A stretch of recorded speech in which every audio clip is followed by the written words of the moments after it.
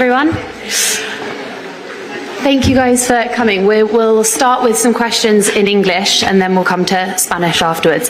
If we can keep it to 1 or 2 per person, that would be brilliant. Damesh, do you want to kick us off?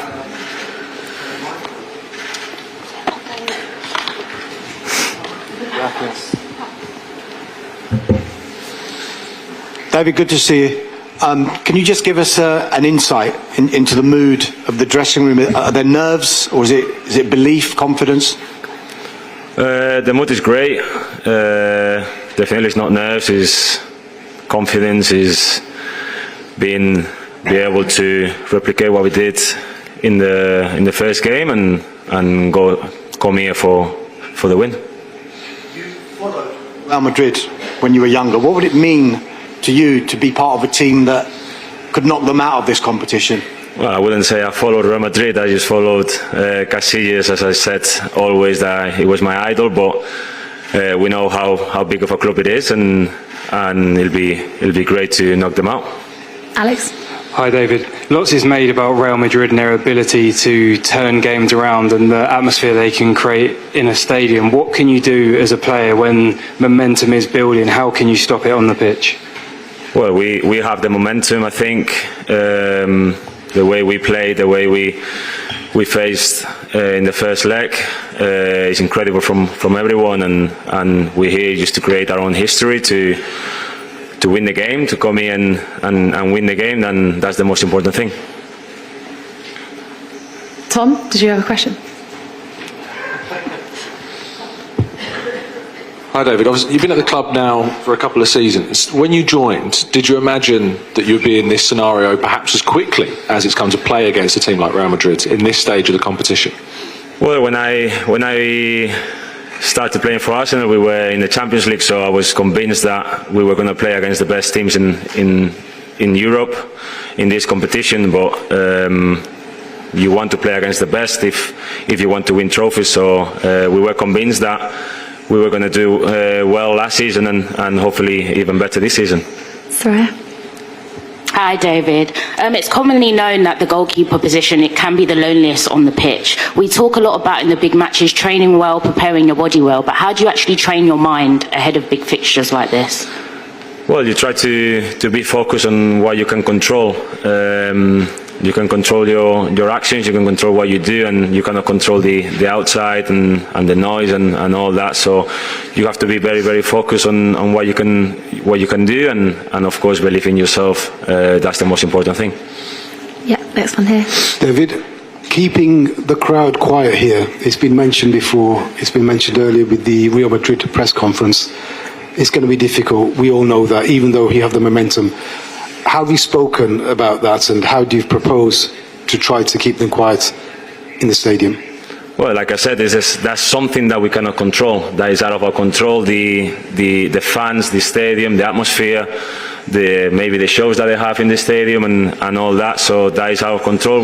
We cannot think about that. We just have to think about ourselves, what we can control on the pitch with the ball. Play the same way that we played in the first game, and create chances and score goals. We come here just to win the game. Isan?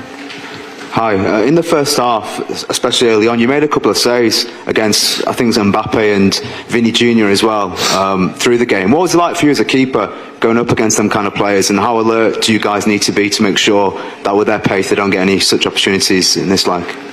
Luckily, I think we faced a lot of good players in the Premier League, and everybody's ready for the challenge. We know how good the attacking Madrid is, but everybody is on the toes no matter who we play. So we just have to see it the same way as another game. Is another game as it could be playing against another opponent. So we just have to be focused on ourselves and just be ready for anything that can happen. John? Hello, David. The team played so well, particularly in the second half after you'd gone ahead. You know, you really went on the front foot. Is that your intention tomorrow night? Do you have to go for it as much as anything? The intention is to win the game.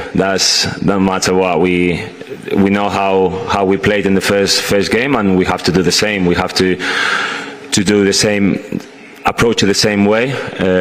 We know we have a lead, but we come here just to win the game. Miguel, just that. Hi, David. Madrid are relentlessly talking about remontadas and the history and experience, and it almost feels like an attempt as much to put pressure on Arsenal. Has the manager done anything this week to shut all that out or change focus? We are here just to write our own history. I think winning the game and getting through to the semi-finals, that's what we want to do, and that's what we're going to try and achieve tomorrow. But like I said, we're here just to recreate our own history. And James will do last two in English, so one from James and then Tom. Hi, David. There was a lot of focus on Jakub Kiwior before the first game. Obviously, it had come in at short notice, played very well, handled it very well. How impressed were you by him coming in that back line, and how confident are you can do it again tomorrow? I wasn't impressed because I know how good Jakub is, and I'm very, very convinced and confident with him stepping in after the big injury that Gavi sustained against Fulham. So I wasn't surprised about his performance. I thought he was very, very, very good, and we know how good he is. He shows in training every day. So I was very, very happy with his performance, because that gives him confidence. But like I said, I wasn't surprised. It was a matter of time they can show his quality.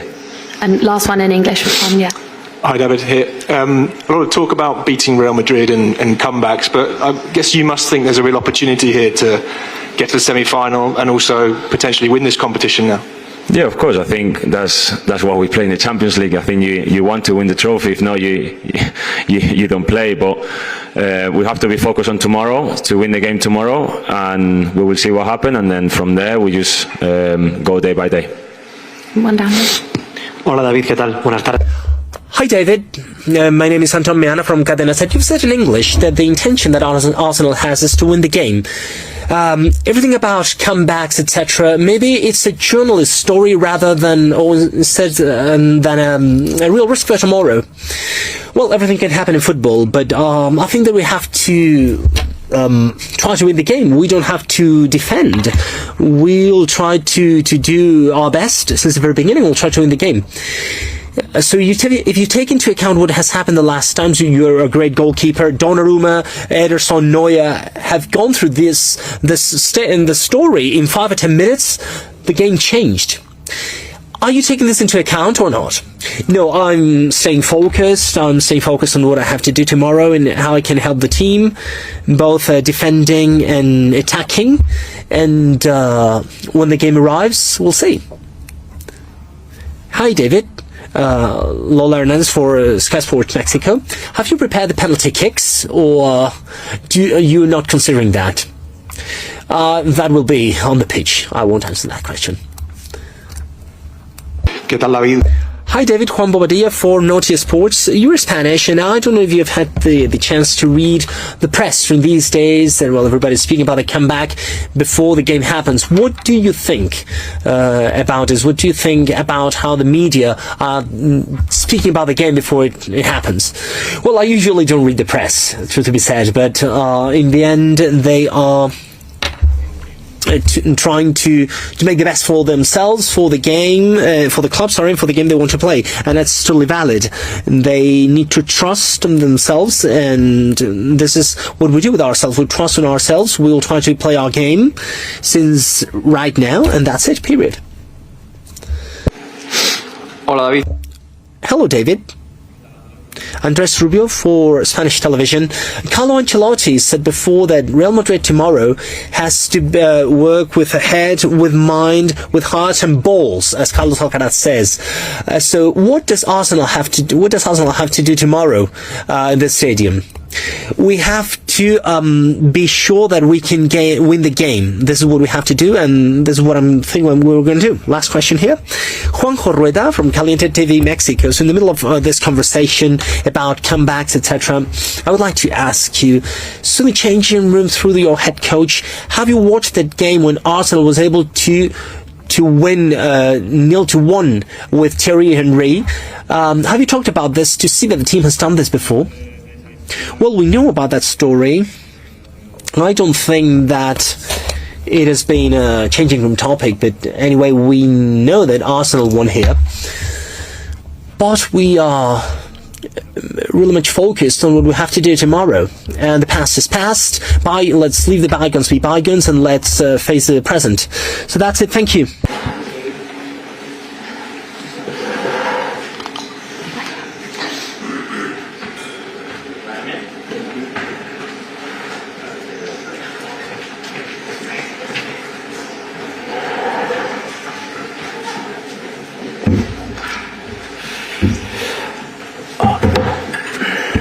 Hi everyone, hope everyone's well. Hola. Joined here by our manager Mikel Arteta. We'll take questions in English first, so if you have a question, raise your hand and then start with English, then we'll go to our Spanish colleagues after. So if we can kick off in English first, we'll go to Alex from the BBC. Hi, Mikel. Could we just start with team news, please? Is there any updates for us? The positive one, Ben White, is today, so he will be in the squad. Thomas Partey, is he fit enough to be involved? And what about Jorginho as well? Yeah, he's available.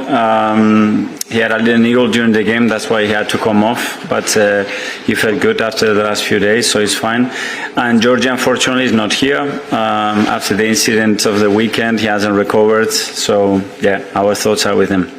How would you approach this game? Do you ignore the fact that you're 3-0 in the lead, or do you take that into account? To win it, the same that we did in London. Our preparation has been the things that we have to do, the things that we have to dominate throughout the game in different phases to give us the best possible chance to win the game. That's clear, our mindsets, and that we're going to play tomorrow.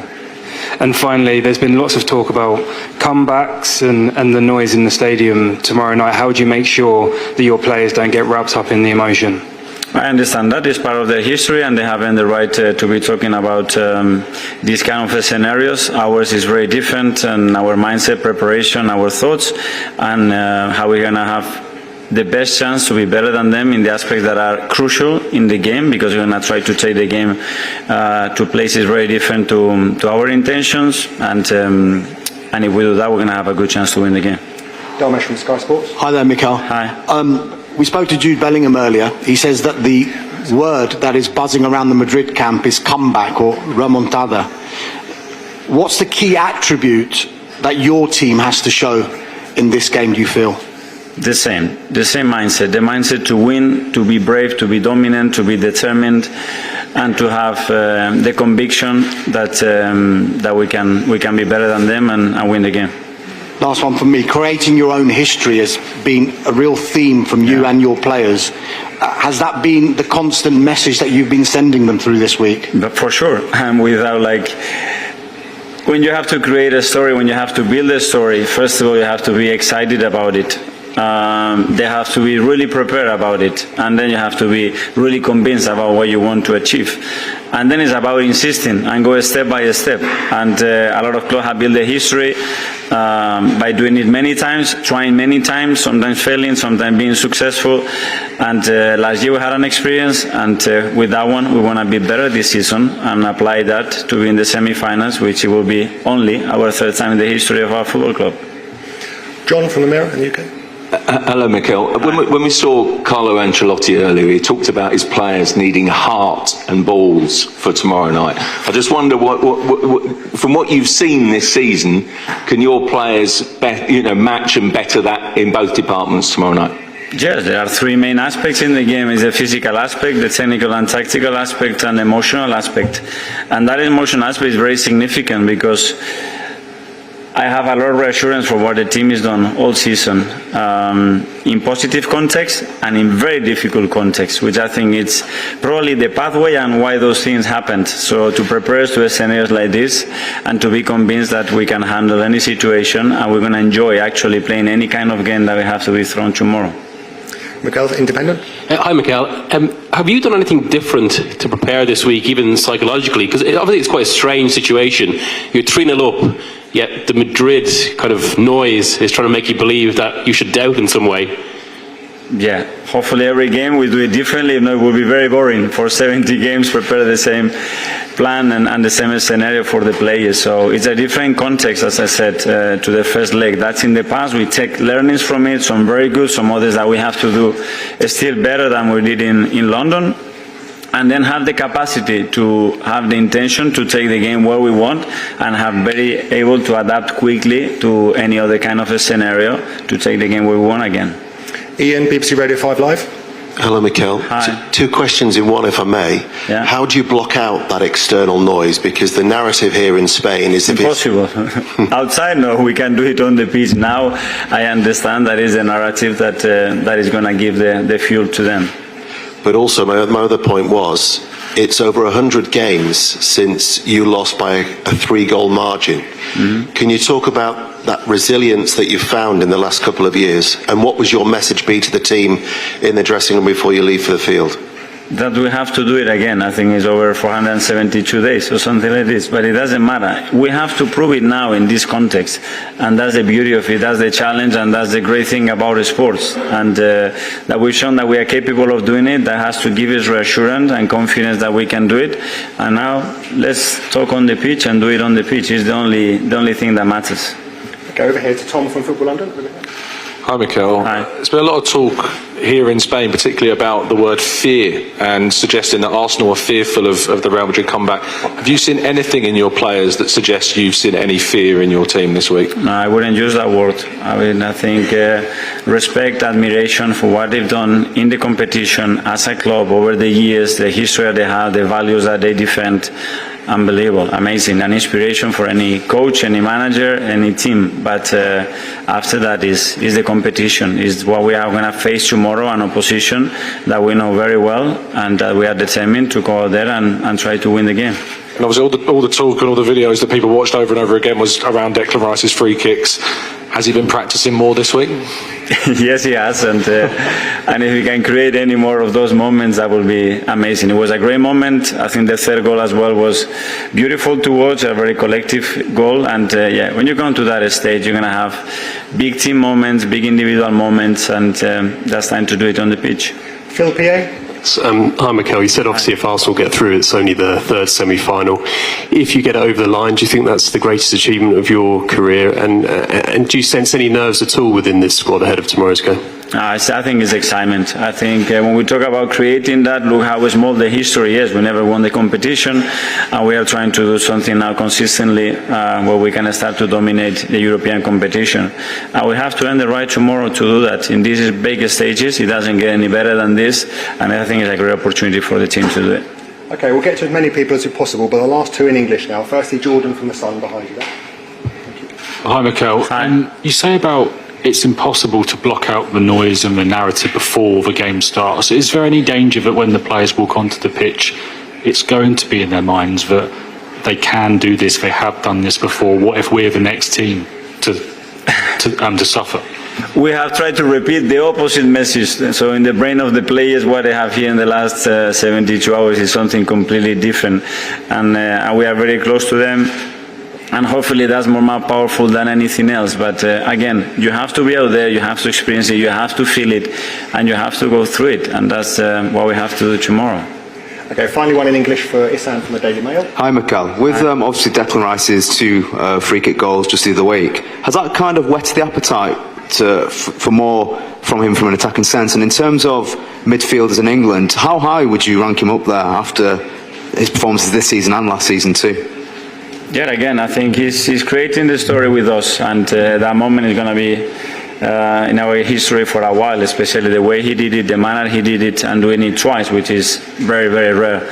So it's about creating more, and now I think he's going to have the belief that he's capable of delivering those kind of moments more and more, and that's something very important, because if he believes more, it's going to happen more often. Okay, that's done in English. We'll now go to our colleagues in Spain. Firstly from Juan Castro. Mikel, buenas tardes, Juan. Hi, Mikel. Juan Castro from Marca. Welcome to Spain.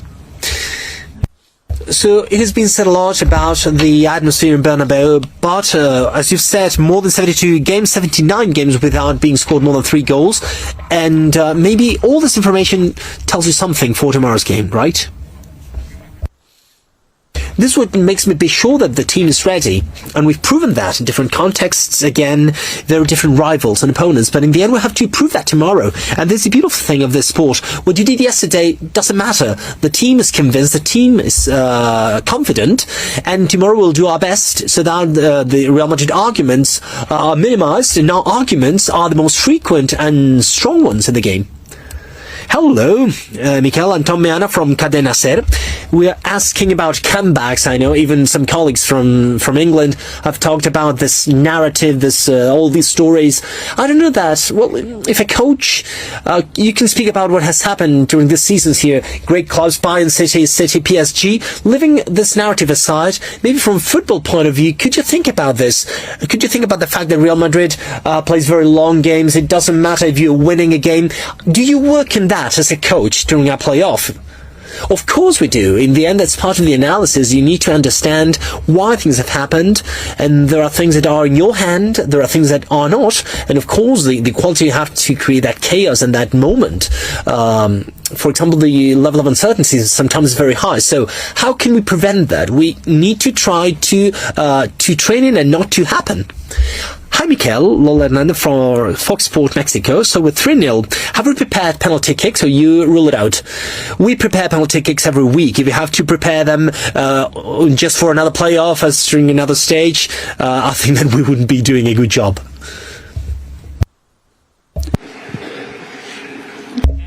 Hello, Mikel. Diego Plaza, El Chiringuito. So a few years ago in 2021, if I'm not mistaken, when you were going to go to Anfield, you were training with a You Never Walk Alone on loudspeakers. Have you done something similar, or have you prepared your players from a psychological point of view for the atmosphere here in Bernabeu tomorrow? No, I haven't done that. I think that it's a different game, but the emotional part, the mental part is that. They have to be sure and confident that we are ready. They need to have arguments for them to know that we are ready and confident, and that tomorrow we have to be bold and brave to do it. And this is what I've tried to convey to my players, and they have to feel it. We did that in London, it happened, and now we have to do that in different contexts, and that's the beautiful thing of being in such a situation. Hello, Mikel. One question, maybe it's a little bit stupid, but why should you play to win when you are 3-0? Because it is the way in which we feel more comfortable, and the way why we play football to be better than the rival, and so that the chances we have to win are as high as possible. We try to understand what the opponent wants to do, where they want to bring the game to, and the closer we are to that, the closer we'll be to semi-finals. ¿Qué tal, Miguel? Hi, Mikel. Juan Mabadia for Notice Sports. A lot is being said about the team, about the comebacks, but how do you feel 24 hours before the game? And would you say that it's the most important game in your career? Well, I'm ready to play. I really want to play. I really want to be there with my players, with the club, in a scenario that, well, in the end, this is what we've tried to do in the last years and last seasons, to position the club at this level against the best opponents in Europe. And we want to be better than them, and we want to be in the semi-final.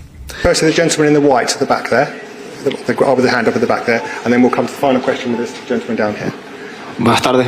Hello, Mikel, for HSM Sports. First of all, I would like to ask if you feel under pressure for tomorrow, and second, if you feel comfortable in these contexts, knowing how important a day like tomorrow will be for your personal story.